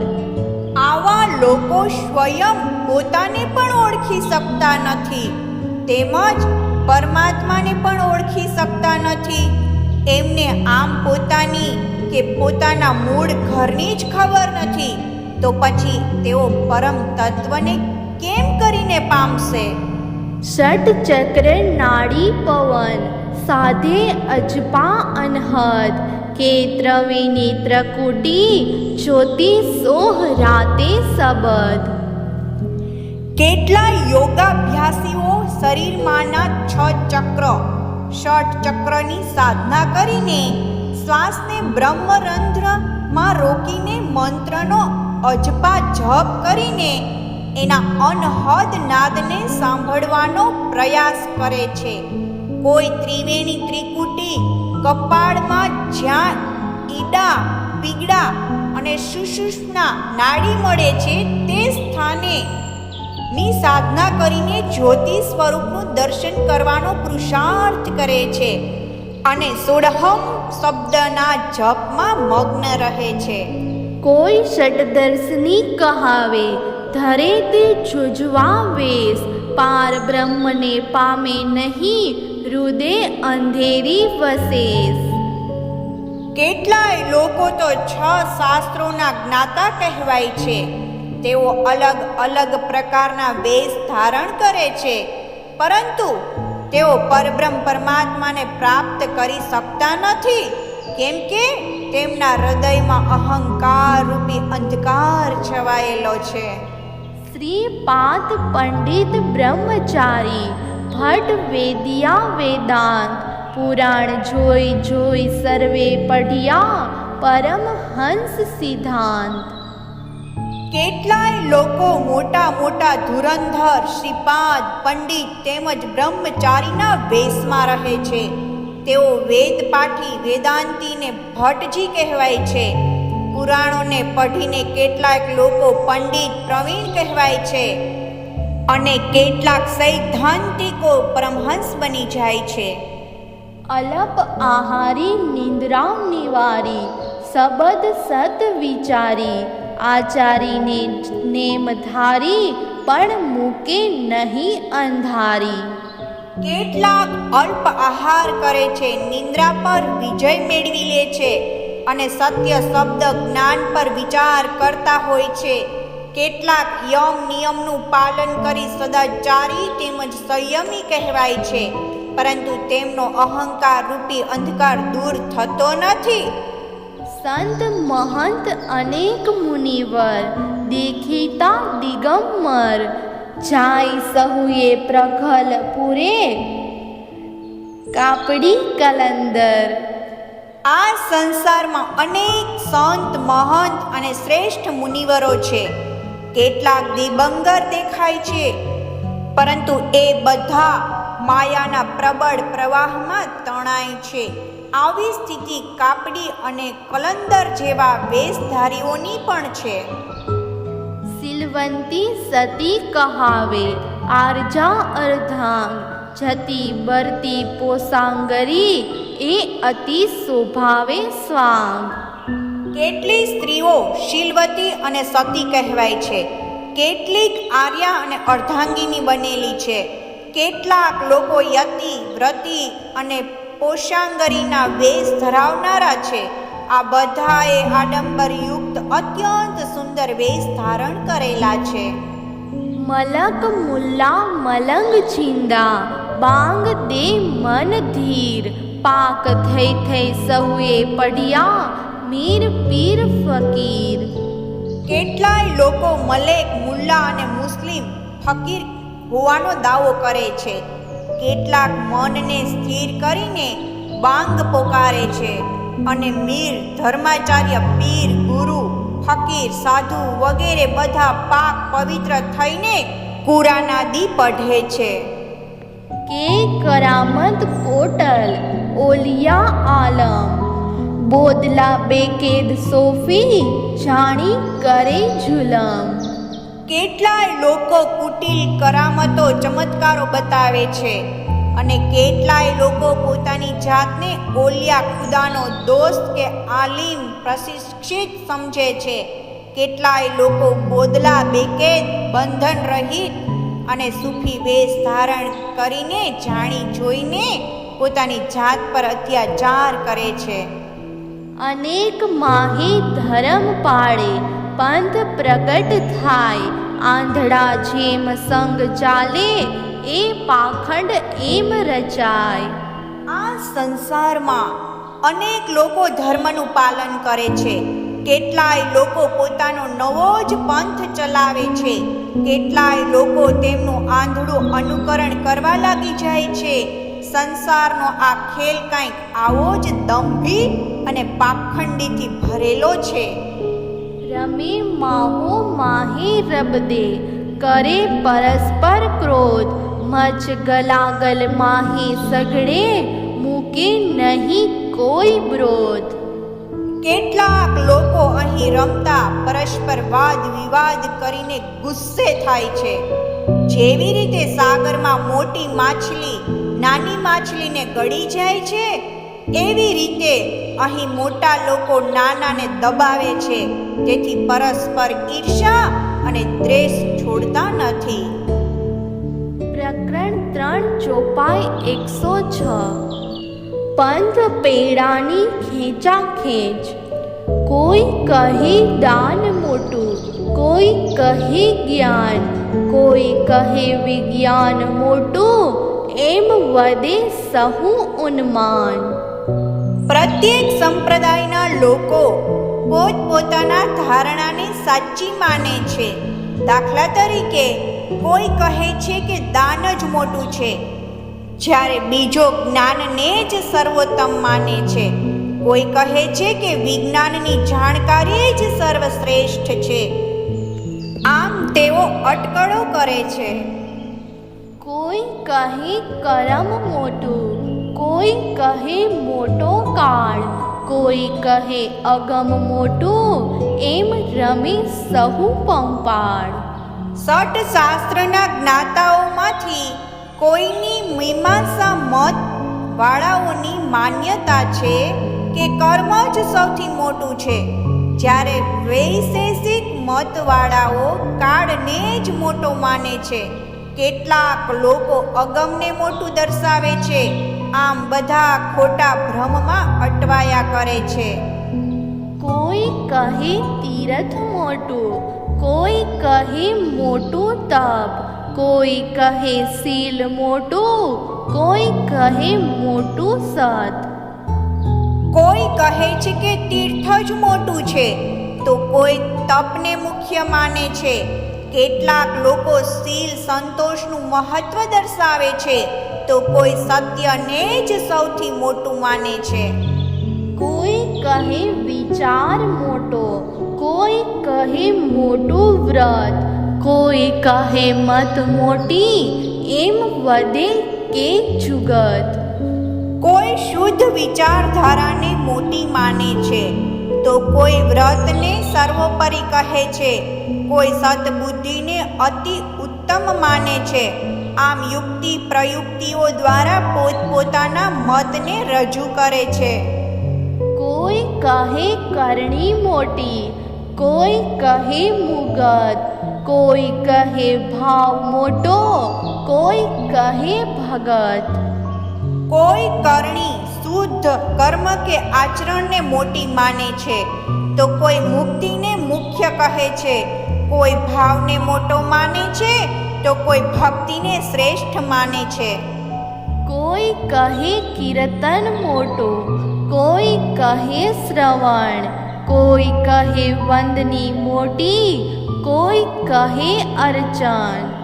ભક્તિમાં પણ કેટલાક કીર્તન ભક્તિને શ્રેષ્ઠ માને છે, તો કેટલાક શ્રવણ ભક્તિને ઉત્તમ માને છે. કોઈ વંદનને ઉચ્ચ માને છે, તો કોઈ અર્ચનને પ્રધાનતા આપે છે. કોઈ કહે ધ્યાન મોટું, કોઈ કહે ધારણ, કોઈ કહે સેવા મોટી, કોઈ કહે અર્પણ. કોઈ ધ્યાનની મુખ્યતા બતાવે છે, તો કોઈ ધારણાની મુખ્યતા દર્શાવે છે. કોઈ સેવા શુશ્રૂષા તેમજ પરોપકારને ઉત્તમ માને છે, તો કોઈ સમર્પણ ભાવને શ્રેષ્ઠ કહે છે. કોઈ કહે સ્વાંત મોટી, કોઈ કહે મોટો પણ, રમે સહુએ નિંદ્રા માહે, હૃદય અંધારું અતિ ઘણ. કોઈ સંતો સ્વાંતને સર્વશ્રેષ્ઠ માને છે, તો કોઈ પ્રણ સંકલ્પને ઊંચો કહે છે. એ બધા આમ અજ્ઞાનરૂપી નિંદ્રામાં ભટકી રહ્યા છે, કેમ કે તેમના હૃદયમાં અજ્ઞાનતાનો અંધકાર છવાયેલો છે. કોઈ કહાવે અપરસ અંગે, કોઈ કહે નિવેદન, કોઈ કહે અમે નેમ ધારી, પણ મૂકે નહીં મેલ મન.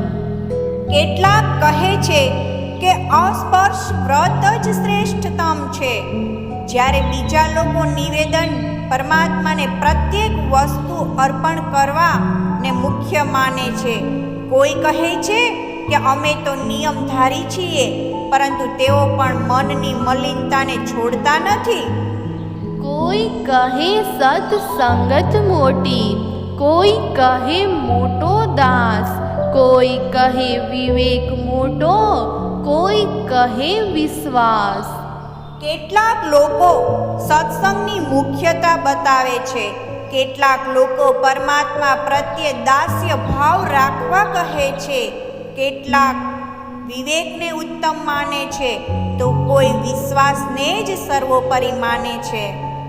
કોઈ કહે સદા શિવ મોટો, કોઈ કહે આદ નારાયણ, કોઈ કહે આદિ શક્તિ મોટી, એમ કરે તાણો તાણ.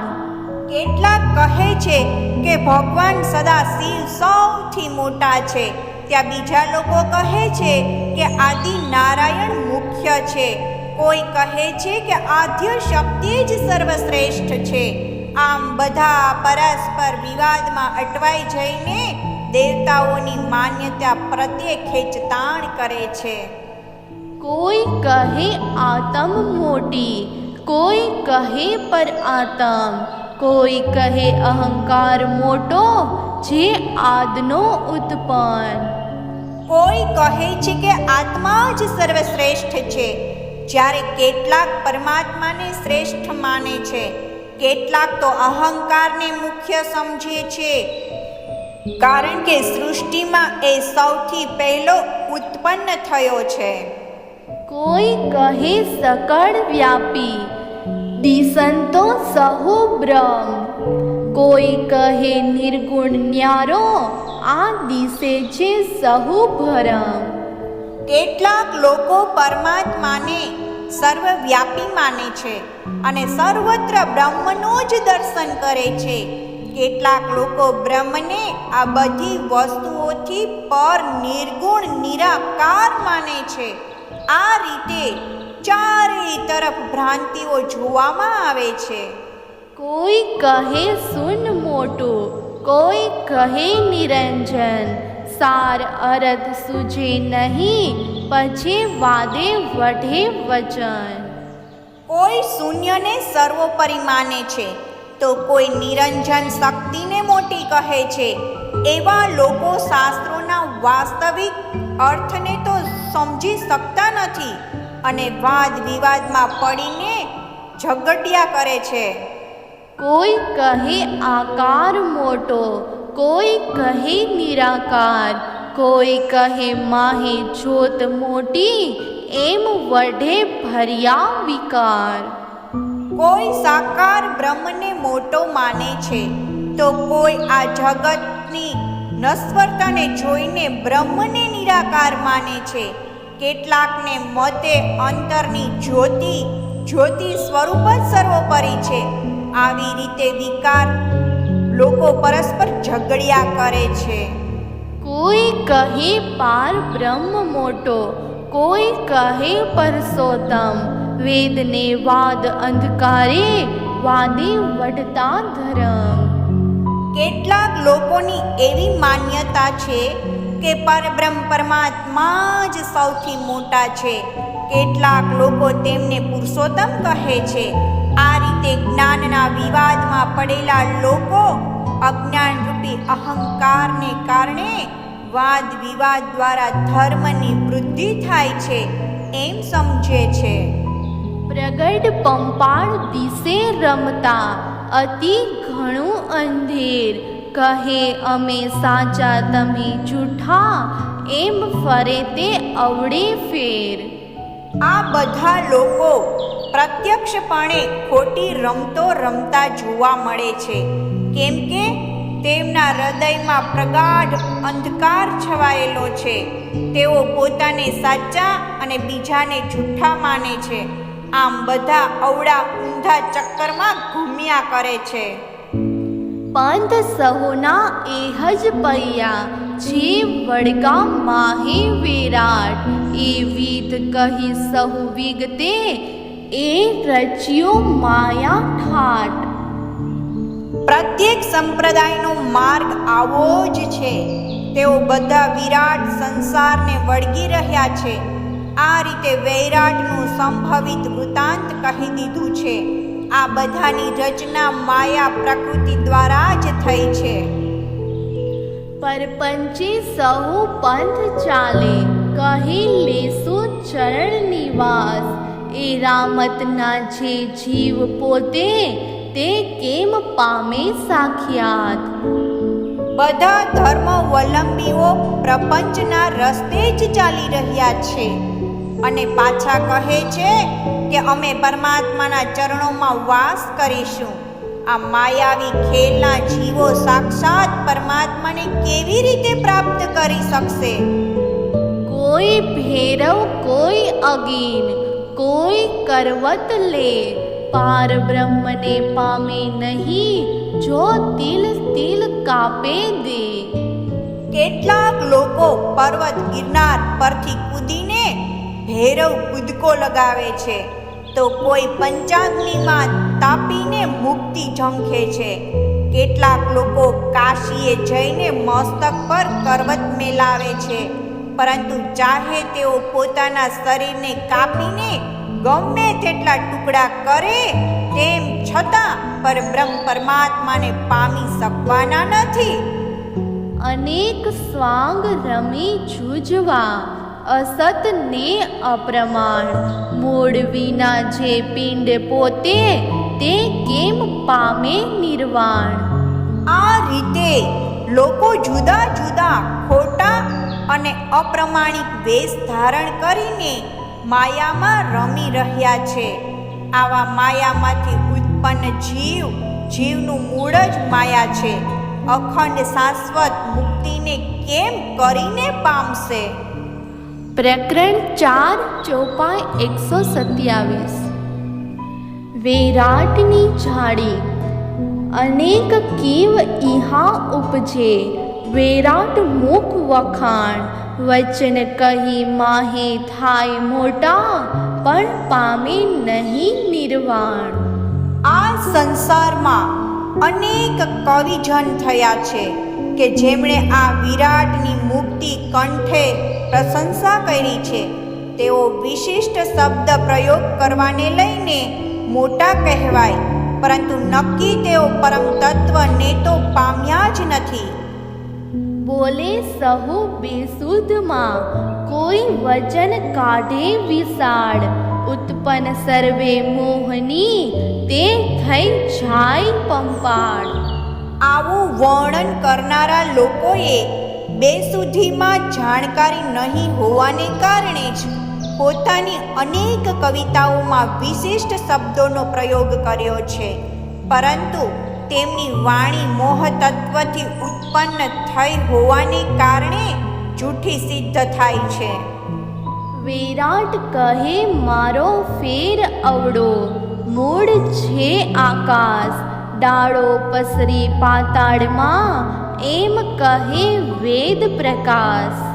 વેદોમાં કહ્યું છે કે આ વિરાટનું ચક્ર જ ઉલટું છે, કેમ કે તેનું મૂળ આકાશમાં છે અને શાખાઓ પાતાળ તરફ ફેલાયેલી છે. તોડે સહુ કોઈ ફળને, ઊંચા ચઢે આસમાન, આકાશ ફળ મળે નહીં, કોઈ વિચારે નહીં એ વાણ. આ સંસાર રૂપી વૃક્ષનું ફળ સુખ પ્રાપ્ત કરવા માટે બધા લોકો ઊંચી ઊંચી મહત્વાકાંક્ષાઓ લઈને આકાશ સુધી ઊંચે ઉડે છે, પરંતુ એના ફળ આકાશમાં મળતા નથી. અર્થાત એવી જૂઠી આકાંક્ષાઓથી સુખની પ્રાપ્તિ થતી નથી. વેદના આ વચનો પર કોઈ વિચાર જ કરતું નથી. ફળ ડાળ અગોચર, આડી અંતરાય પાતાળ, વિરાટ વેદ બંને કોહેડા, ગુંથી તે રામત ઝાડ. આ સંસાર રૂપી વૃક્ષના ફળ અને ડાળીઓ અદ્રશ્ય અગોચર છે. આ બ્રહ્માંડમાં પાતાળથી માંડીને વૈકુંઠ સુધી અજ્ઞાનનો પડદો લાગેલો છે.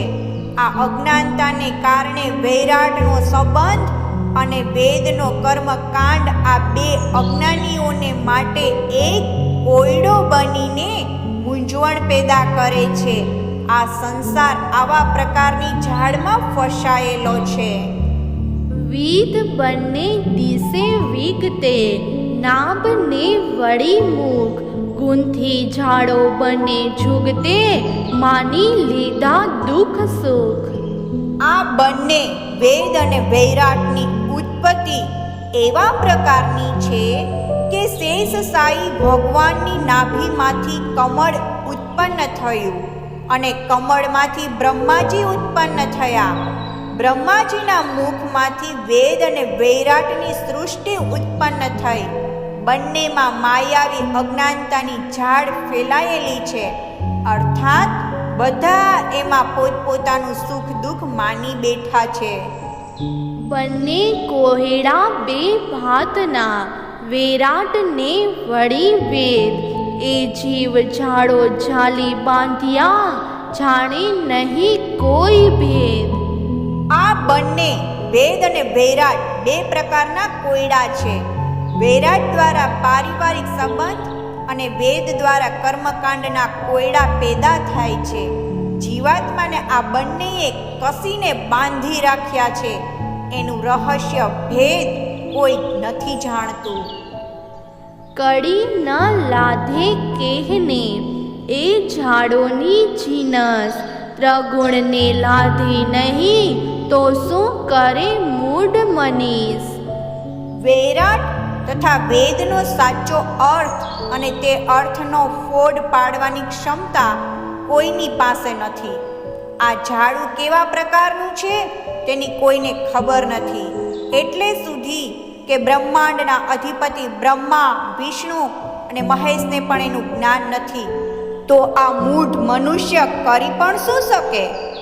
દેખાડવા તમને કોહેડા કીધા એ, ઉખેડી ફેર ટાળું અવડો, જેમ છળ ન ચાલે તે. હે સુંદર સાથજી, તમને બધાને આ જૂઠો ખેલ દેખાડવા માટે આ અંધકારપૂર્ણ સંસારની રચના કરવામાં આવી છે. હવે હું એ ઉલટા ચક્ર માયાવી કોયડો દૂર કરીને એની જળ જ ઉખાડી નાખું, જેથી માયાના છળનો તમારા ઉપર કોઈ પ્રભાવ ન પડે. તાણ અવડા અતાગ પૂરા, આમલો અવડો એ. આ તમને ખોટી કરે, સાચી તે દેખે દે. આ સંસાર વૈરાટનું આકર્ષણ અવળું માયાની તરફ લઈ જનારું છે. તેનો કોઈ અંત જ હોતો નથી. સત, રજ અને તમ રૂપી ભમરી ઉલટી દિશામાં ફરી રહી છે. તેને કારણે આત્માને અનિત્ય અને ખોટા શરીરને નિત્ય સમજવામાં આવી રહ્યું છે. કરે સગાઈ દેહ સો, નહીં આત્મની ઓળખાણ. સન્મંદ પાડે દેહ સો, એ મોહજળ અવડો તાણ. આ સંસારી લોકો આ નાશવંત શરીરની સાથે સંબંધ સ્થાપે છે. તેમને આત્માની ઓળખાણ નથી. તેઓ શરીરની સાથેના માયાવી ખોટા સંબંધને ચલાવે રાખે છે. આ મોહજળ ભવસાગરનું ઉલટું જ ખેંચાણ છે. મર્દન અંગે ચંદન ચર્ચે, પ્રીતે પ્રીસે પાક. સેજિયા સમારી સેવા કરે, જાણે મૂળ સન્મંદ સાખ્યાત. મૃત્યુ પામનારા આ શરીર પર તેલનું મર્દન અને ચંદન વગેરે સુગંધિત દ્રવ્યોનું લેપન કરે છે અને ખૂબ પ્રેમપૂર્વક રસોઈ બનાવીને ભોજન પીરસવામાં આવે છે. વિશ્રાંતિ માટે પથારીને બરાબર પાથરીને સારી રીતે શરીરની સેવા શુશ્રૂષા કરે છે. એમ લાગે છે કે જાણે આ શરીર સાથે એને મૂળથી જ સંબંધ છે. આતમ ટળે જ્યારે અંગથી, ત્યારે અંગ હાથે બાળે. સેવા કરતા જે વાલ પડે, તે સન્મંદ એવો પાડે. પરંતુ જ્યારે આ શરીરમાંથી જીવ નીકળી જાય છે, ત્યારે એની સેવા કરનારા પુત્ર પૌત્રાદિ લોકો જ પોતાને હાથે એનો અગ્નિ સંસ્કાર કરે છે. બચપણથી જ શરીરનું લાલન પાલન કર્યું, તેની સાથે આવા પ્રકારનો વ્યવહાર કરે છે. હાથ પગ મુખ નેત્ર નાસિકા, સહુ અંગ તેહના તે. તેણે ઘર સહુ અભડાવ્યું, સેવા તે કરતા જે. મૃત શરીરના બધા અંગો, હાથ, પગ, મુખ, નેત્ર, નાસિકા વગેરે બધા આમ તો યથાવત જ હોય છે. એમાં કોઈ પરિવર્તન દેખાતું નથી. જે શરીરની તેઓ સારી રીતે સેવા કરતા હતા, હવે આત્મા નીકળી ગયા પછી તો એ શરીરે આખા ઘરને અભડાવી દીધું. અંગ સર્વે વાલા લાગે, વિછોડો ખીણ ન ખમાય. ચેતન ચાલ્યા પછી તે અંગ ઉઠી ઉઠી ખાવા થાય. મૃત્યુ પહેલા તો બધા અંગ પ્રત્યંગો ઘણા પ્રિય લાગતા હતા, એટલે સુધી કે એક ક્ષણનો વિયોગ પણ સહન થતો ન હતો. પરંતુ આત્મરૂપી ચૈતન્ય નીકળી જતા શરીરના એ અંગો ભયાનક લાગવા માંડે છે, જાણે કે ઉઠી ઉઠીને ખાવા થતા હોય એમ જણાય છે. સગે મેલ્યું જ્યારે સગપણ, ત્યારે અંગસો ઉપનું વેર. તત્ખીણ તેણે ઝોકી બાળી, વેચી લીધું ઘેર. ચૈતન્ય રૂપી આત્માએ જ્યારે શરીરનો સંબંધ છોડી દેતા એ શરીર પ્રત્યે નફરત ઊભી થાય છે. તેથી એ જ સમયે એ શરીરનો અગ્નિદાહ કરી કુટુંબના લોકો ઘર સંપત્તિની વહેંચણી કરી લે છે. જીવ જીવોના સંબંધ મેલી, કરે સગાઈ આકાર.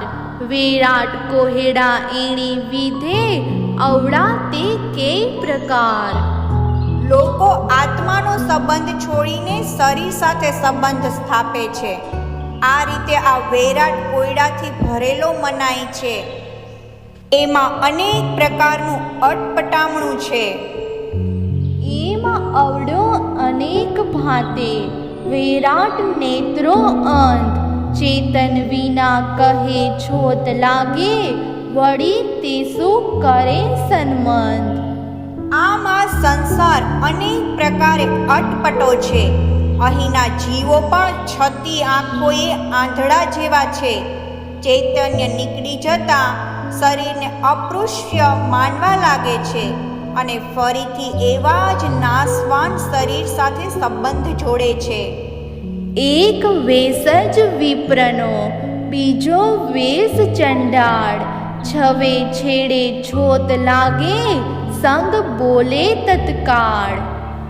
આ નશ્વર શરીરોમાં એક બ્રાહ્મણનો વેશ છે અને બીજો ચંડાળનો વેશ છે. જો ચંડાળ વેશધારીના વસ્ત્રના એક છેડાને પણ અડી જવાય તો તરત બોલી ઉઠે છે કે છૂત લાગી ગઈ. વેશ અંતજ હૃદય નિર્મળ, રમે માહે ભગવાન. દેખાડે નહીં કેહને, મુખ પ્રકાશે નહીં નામ. અંતર રાય નહીં એક ખીણની, સ્નેહ સાચે રંગ. એહનિસ દ્રષ્ટ આતમની, નહીં દેહસું સંગ. શરીર ભલે કોઈ ચંડાળનું હોય, પરંતુ તેનું હૃદય નિર્મળ હોય અને તે હૃદયથી પ્રભુ સાથે રમણ કરતો હોય અને પોતાની પ્રેમા ભક્તિ કોઈને પણ દર્શાવતો ન હોય અને પ્રભુના નામનું ઉચ્ચારણ પણ બહાર પ્રગટ થવા દેતો ન હોય, એવી વ્યક્તિ ક્ષણ માત્ર માટે પણ પરમાત્માથી દૂર થતી નથી, બલકે તે પ્રભુના પ્રેમ અને રંગમાં રંગાઈને મસ્ત બની જાય છે. રાત દિવસ એની દ્રષ્ટિ આત્મામાં જ રત રહે છે અને શરીર સાથે એને કોઈ સંબંધ હોતો નથી. વિપ્ર વેશ બાહેર દ્રષ્ટ, ખટ કરમ પાળે વેદ. શ્યામ ખીણ સુપને નહીં, જાણે નહીં બ્રહ્મ ભેદ. બીજી બાજુ બ્રાહ્મણનો વેશ ધારણ કરનાર માત્ર બાહ્ય દ્રષ્ટિ જ ધરાવતો હોય અને વેદમાં કહેલા 6 કર્મો ભણવું, ભણાવવું, દાન દેવું અને દાન લેવું, યજ્ઞ કરવો અને કરાવવો નું પાલન કરીને વેદોની મર્યાદાનું પાલન કરતા હોય, તેમજ કર્મકાંડમાં જ આસક્ત રહેવાને કારણે સ્વપ્નમાં પણ શ્યામ સુંદર શ્રી કૃષ્ણ પરમાત્માને એક ક્ષણ માટે પણ યાદ કરતો ન હોય તે પરબ્રહ્મ પરમાત્માના યથાર્થ ભેદને જાણતો નથી. ઉદર કુટુંબ કારણે ઉત્માઈ દેખાડે અંગ, વ્યાકરણ વાદ વિવાદના અર્થ કરે કઈ રંગ. આવી આડંબર ધરાવનાર વ્યક્તિ પોતાના તેમજ પરિવારના પોષણ માટે બાહ્ય શરીરની પવિત્રતાનો ઢોંગ કરે છે, તેમજ શાસ્ત્રોના વાદ વિવાદમાં પડીને વ્યાકરણ અનુસારના શબ્દોનો પોતાને જ અનુકૂળ એવા અર્થ કાઢે છે.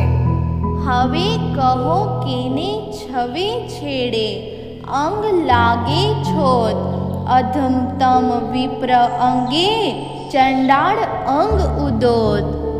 હવે આત્માની દ્રષ્ટિએ વિચારીને કહો કે કોના અંગનો સ્પર્શ કરવાથી અસ્પૃશ્યતાની છૂત લાગે છે. વસ્તુતઃ ભક્તિ વિમુખ અહંકારી બ્રાહ્મણનું અંગ જ અધતમ કહેવાશે અને સદૈવ ભક્તિ રસમાં તરબોળ રહેનાર ચંડાળનું અંગ શ્રેષ્ઠ મનાશે. ઓળખાણ સહુને અંગની, આતમની નહીં દ્રષ્ટ, વેરાટનો ફેર અવડો, એણી વિદે સહુ સૃષ્ટ. આમ સંસારના બધા લોકોને જૂઠા શરીરની જ ઓળખાણ છે, તેમનામાં આત્મદ્રષ્ટિ નથી. સંસારનું આ ચક્ર જ ઉલટું છે, સમસ્ત સૃષ્ટિની આવી જ દશા છે. એ જુઓ અચરજ અદ્ભુત, ચાલ ચાલે સંસાર, એ પ્રગટ દિશે અવડો, જો જુઓ કરી વિચાર. હે સુંદર સાથજી, આ આશ્ચર્યજનક અને અદ્ભુત સંસારને તો જુઓ કે આ સંસારી લોકો જીવ સૃષ્ટિ કેવી રીતે ચાલે છે, કેવો વ્યવહાર કરે છે. જો વિચારપૂર્વક જોશો તો તમને પ્રત્યક્ષપણે બધું જ અવળું દેખાશે. સતને અસત કહે, અસતને સત કરી જાણે, તે વિદ કહીશ હું તમને, અવડો એહ અંધાણે. આ લોકો સત્ય આત્માને અસત્ય માને છે અને અસત્ય એવા ખોટા શરીરને સત્ય અમર સમજે છે. એના વૃત્તાંત તમને કહું છું કે આ રીતે શરીર તેમજ વૈરાટના ચિહ્નો અવળા જ દેખાય છે. આકારને નિરાકાર કહે, નિરાકારને આકાર, આપ ફરે સહુ દેખે ફરતા, અસતને એ નિર્ધાર. આવા લોકો આકારને નિરાકાર કહે છે અને નિરાકારને સાકાર કહે છે. જેમ ચકડોળમાંથી ફરતી વ્યક્તિ માથું ભમતા સમસ્ત સંસારને પણ ફરતો હોવાનું માને છે, એવી રીતે અજ્ઞાનથી ભ્રમિત થયેલા લોકો બધાને ઉલટું જ સમજે છે. મૂળ વિના વેરાટ ઊભો, એમ કહે સહુ સંસાર, તો ભરમના જે પિંડ પોતે, તે કેમ કહીએ આકાર. આ વૈરાટ સંસાર કોઈ મૂળ કે આધાર વગર જ ઊભો છે. સંસારના સઘળા પ્રાણી આ તથ્યનો સ્વીકાર કરે છે, તો પછી આ શરીર પણ ભ્રમની જ રચના છે, તો પછી તેને સાકાર કેવી રીતે કહી શકાય. આકાર ન કહીએ તેહને, જેનો તે થાય ભંગ, કાળ તે નિરાકાર પોતે, આકાર સચ્ચિદાનંદ. જેનો નિશ્ચિતપણે નાશ થાય છે તેને સાકાર કહેવો ન જોઈએ. જો કાળ પોતે જ નિરાકાર છે તો તેના બંધનમાં બાંધનારા શરીરને સાકાર કેવી રીતે કહેવાય. વસ્તુતઃ આકાર તો કેવળ સચ્ચિદાનંદ પરમાત્મા જ છે. મૃગ જળ દ્રષ્ટે ન રાચીએ, જેનું તે નામ પરપંચ, એ છળ છે માયા તણો, રચ્યો તે અવળો સંચ. આથી હે સુંદર સાથજી, મૃગ જળ જેવો ભ્રામક દેખાતા આ સંસારના ભ્રમમાં પડો નહીં. એનું જ નામ પ્રપંચ છે. વસ્તુતઃ આ સંસાર તો છળરૂપી માયાનું જ બીજું નામ છે. તેની રચનાનો ક્રમ જ ઉલટો છે. પ્રકરણ 5 ચોપાઈ 158.